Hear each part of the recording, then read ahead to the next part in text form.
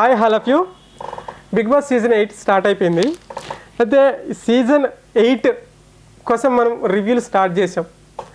ఈరోజు second episode కోసం మనం మాట్లాడుకుంటే అవసరం ఉన్నటువంటి 14 మంది కూడా కంటెంట్ కోసమే ట్రై చేస్తున్నారని నాకు అనిపించింది. మన బాసా సాబ్ ఏం చేసిండు, అది మోసంబితో ఒక గేమ్ ఆడడం, అంటే క్యాచ్లు పట్టుకోవడం జరిగింది హౌస్లో. ఒక 4 మెంబర్స్ 5 మెంబర్స్ అట్లా.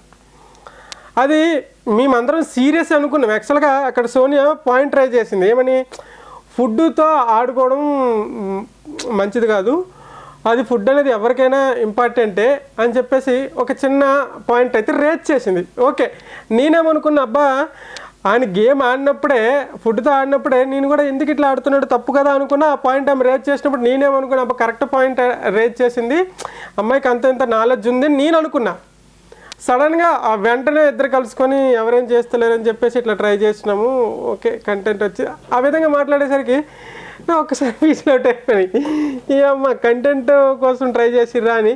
ఇందులో ఆయన కొన్ని వర్డ్స్ కూడా మాట్లాడిండు భాష, అది కొంచెం తగ్గించుకుంటే మంచిదని నాకు అనిపించింది. ఏంటంటే ఇదేమి జాతీయ జెండానా అంటే, జాతీయ జెండా కాకపోతే ఫుడ్ని కింద పడేయచ్చా, మరి పెద్ద ఆయన కాబట్టి.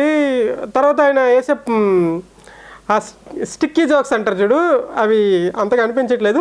చూద్దాం, ఇంకా ముందు ఇంకా చాలా రోజులు ఉన్నాయి కాబట్టి ఎట్లా ప్రేక్షకుల్ని మెప్పిస్తాడో చూద్దాము. అయితే బిగ్ బాస్ ఒక గేమ్ పెట్టడం జరిగింది. ఏంటి ఆ గేము, తాళ్ళు పైన ఉండాలి, కిందకి దిగకూడదు అని చెప్పేసి కలరు చక్రం ఒకటి పెట్టి అందులో ఏ కలరు వస్తే ఆ కలర్ని తాడు కట్ చేస్తే సంథింగ్ ఆ గేమ్ పెట్టాడు. ఆ గేమ్లో అసలు రియల్లీ చెప్తున్నా కదా, నైనిక సూపర్ సూపర్ సూపర్ ఆడింది ఈరోజు. అసలు నాకు అనిపించింది ఏంటంటే, ఆ అమ్మాయి డాన్సర్ కాబట్టి బాడీ మొత్తం స్ట్రెచ్ అయి ఉంటుంది కాబట్టి కొంచెం టాస్క్లో బాయ్స్కి టఫ్ ఇస్తుందని నాకు అనిపిస్తుంది. నిఖిల్తో సరిసమానంగా ఆడింది కాబట్టి సెకండ్ ఫస్ట్ టాస్క్లో ఓడిపోయింది. సెకండ్ టాస్క్లో తనేంటో ప్రూవ్ చేసుకొని గెలిచింది. బాగా ఆడుతుంది అమ్మాయి. అయితే ఫస్ట్ సెకండ్ ఎపిసోడ్లో అమ్మాయిని గమనిస్తే నాకేంటంటే అర్థమైందంటే, తను గేమ్ మీద ఫోకస్ పెడుతుంది, కంటెంట్ మీద కాదు అని నాకు అనిపించింది. అలాగే ఈ ఓవరాల్ ఎపిసోడ్స్లో అంటే ఈ నిన్న ఈరోజు నైటు ఎపిసోడ్కి సంబంధించి మనం మాట్లాడుకుంటే, సోనియా ప్యూర్లీ కంటెంట్ మీద కూర్చుందని నాకు అనిపిస్తుంది. ఆ కంటెంట్ మీద తగ్గించి గేమ్ మీద శ్రద్ధ పెడితే బాగుంటుందని నాకు అనిపించింది. ఇక మనీ అనే పర్సను కొంచెం ఇండివిజువల్గా ఉంటున్నాడు, అందరిలో కలవట్లేదు. చూద్దాం ఇంకా కలుస్తాడో లేదో, లేకుంటే ఏంటి అనేది ఆయన మైండ్లో ఆయనే ఉంటున్నాడు, ఒంటరిగా కూర్చుంటున్నాడు, ఒంటరిగా ఆలోచిస్తున్నాడు. చూద్దాం ఆయనది కూడా ఎంతవరకు కొనసాగుతుందో. అంటే ఈ సెకండ్ ఎపిసోడ్లో మనం అంతగా రివ్యూ చెప్పడానికి ఏం లేదు. 1-2 టాస్క్లు ఇచ్చారు, చల్తా ఆడిన వాళ్ళు ఆడినారు, ఆడపోయిన వాళ్ళు ఆడలేదు. గేమ్లో ఏంటంటే, అంటే ఇక్కడ ఒక పాయింట్, నిఖిల్ నైనిక తరుడు పర్సన్ ఎంచుకోవాలంటే యష్మిని ఎంచుకున్నారు.